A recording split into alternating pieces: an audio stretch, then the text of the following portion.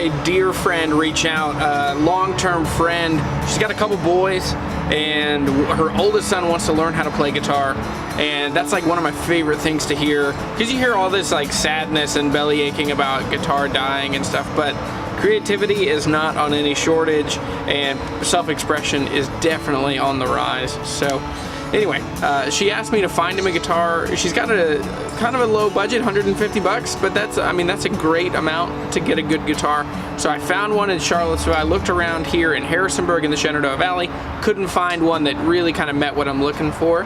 So I'm gonna run across the mountains, I'm gonna meet with a guy, and I'm gonna get a great little guitar for him, and then I'll bring it back, I'll set it up and put a new set of strings on it and make sure that it's playing really well for it. So what was your first guitar? My first guitar was an Alvarez RD8, and it was just a really basic entry-level acoustic guitar, and I loved it. And really quickly, I mean, within probably 8 weeks, 6-8 weeks, something like that, I'd gotten to a place where I definitely was more talented than that guitar was aimed at when they built it. I'm not saying that I'm a great guitar player, but what I am saying is that I just took off. Like, I just really liked guitar, and I just immediately spent a lot of time doing it. I had a youth pastor who loved Martin guitars, and he's the first one I remember telling me that I needed to save up and get a Martin. So anyway, I had an Alvarez RD8, and then every couple months for probably 2 years, I'd go and I'd find another used guitar. There were 2 shops in my hometown. One I could afford, one I could not. The one I could not was the Guitar and Amp Center, which was my favorite guitar shop in Virginia for a long time. And that's where I ended up working. I worked there for 8 years or 7 years. If you're gonna buy guitars, if you're trying to get the most bang for your buck, you have to buy used guitars. And that's where we're kind of in this unfortunate place in American music right now, that most guitar retailers treat used guitars like their second best, like their second rate. They don't orient their business model to facilitate used guitars. And there's a big problem with that. And the biggest problem with that is that if we don't have used guitars, that means everybody's paying top dollar, which means that every guitar that gets sold afterwards, people are taking a hard hit. And so it makes them hesitant to buy guitars. And in the end, man, it shouldn't be that way. We should have access to really cool guitars, and we shouldn't have to worry about taking such a hard hit. That's where Reverb.com comes in. Reverb is awesome. I've bought and sold a ton of guitars, hundreds of guitars on that platform. I really like it. And anyway, coffee time.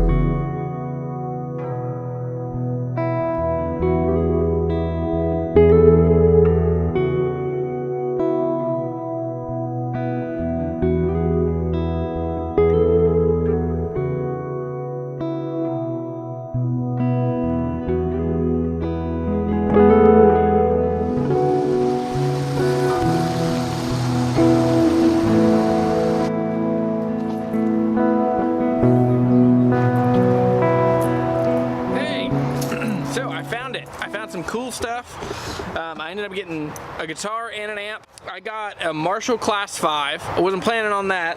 And I got a killer Fender DG8S. So solid top acoustic guitar.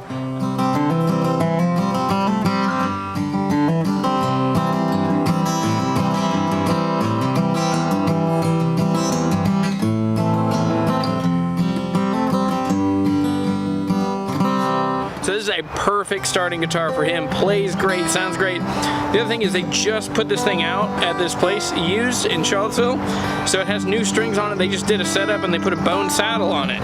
So it's killer, it's perfect, it's ready to go. So all I'm gonna have to do is toss in a tuner, maybe a capo, and a strap, and then he is ready to rage.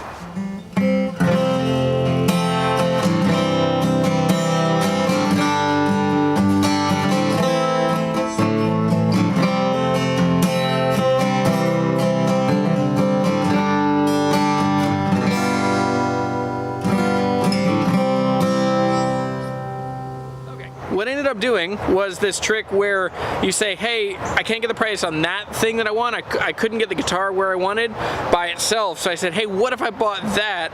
And I saw this Class 5, this little 5-watt combo Marshall that is badass. They're awesome. I didn't get a great deal on it, but it gave me enough headroom that I'll make 50 bucks or so on the amp, and then I'll break even when my friend's parents pay me back for the guitar. So I'll make 50 bucks on the deal. A musician will get their first guitar with a great backpack kind of gig bag, and then he'll get to play forever, and he'll fill the world with music and friendship and goodness. So life is good. Hey, if you like guitars, if you like finding them, if you like hearing stories from people about how guitars connect people and places, my channel is for you. I'm Jeremy, I'm the Guitar Hunter. Thanks everybody, let's go find something cool next. See ya.